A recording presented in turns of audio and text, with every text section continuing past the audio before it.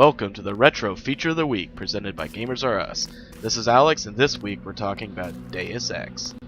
Deus Ex is set a few decades in the future, where cybernetic enhancements are finally being used by humanity, and there is a giant plague that is wiping out scores and scores of people.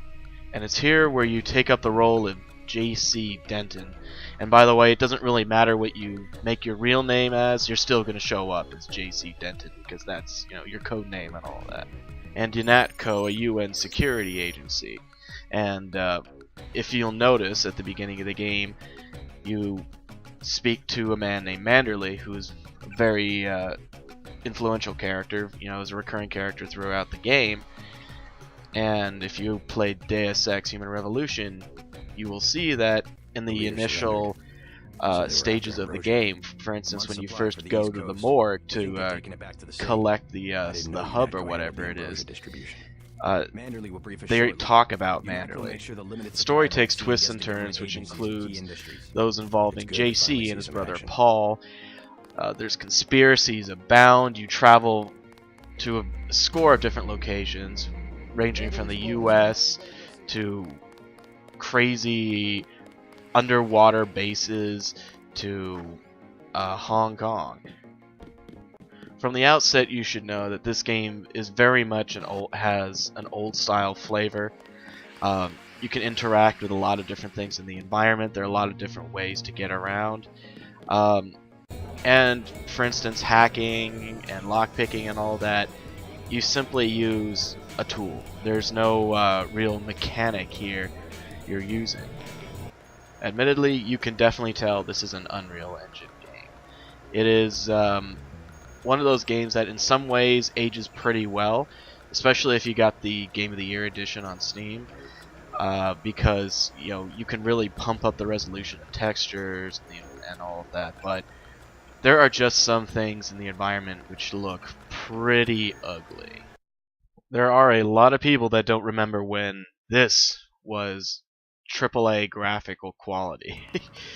I mean, there was a time when this was amazing. It was kind of jaw-dropping. However, you can tell now how far we have come, especially the Unreal Engine. Hell, the rudders aren't even turning.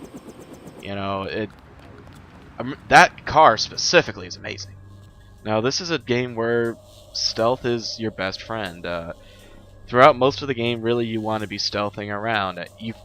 Although you can approach the game in a lot of different ways, you can straight up fight people, but it just seems like a lot of the time, a lot of the game is lost if you just straight up attack, do a straight up action, make an action game out of this. If you make a stealth game out of it, is so much more interesting, and is a lot more fun. Firing a homing rocket is not as interesting as it looks. Now, throughout the game, you level up skills with skill points acquired during missions accomplishing different objectives. You can also find upgrade canisters around the world, which you can go and, when you talk to a medical bot, after you heal yourself, you can actually enhance parts of your body. However, keep this in mind, you only get one enhancement per slot, and it's permanent. In this game, what you do matters. In this game, what you say matters. You have a lot of options when dealing with people, and at times you can, for instance, giving a kid a candy bar can lead you to finding a different entrance to get into a subway. Or a mission, if you say killed a whole bunch of people on a mission, they'll let you know about it, and they will react to the way you play the game. While the system is by no means perfect, you still have to really admire the audacity of Warren Spector and those guys at the good Ion Storm studio, the same studio that also produced Anachronox. Not the Daikatana Ion Storm, we're talking about the good Ion Storm with Warren Spector, the guy who helped make the Thief series, for instance. So is there any reason, if you haven't played this game, God forbid, if you haven't played this game, that you shouldn't?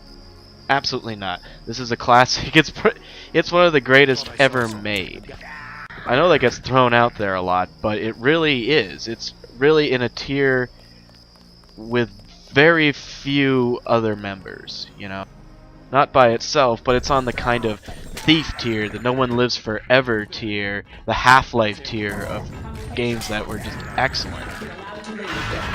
One key thing to remember here is that the first Deus Ex and Deus Ex Human Revolution were the only good Deus Ex games. I know I've been seeing people posting videos about how Invisible War was misunderstood. No, that game was awful. It still runs badly on modern hardware. That's how badly optimized it was. The story was also additionally crap. So please avoid Deus Ex Invisible War and only play Human Revolution and Deus Ex 1. You can get DX1 for $6.99 on Steam right now. So if you haven't ever played it, but you played Human Revolution, or just want to try some older games, give it a try.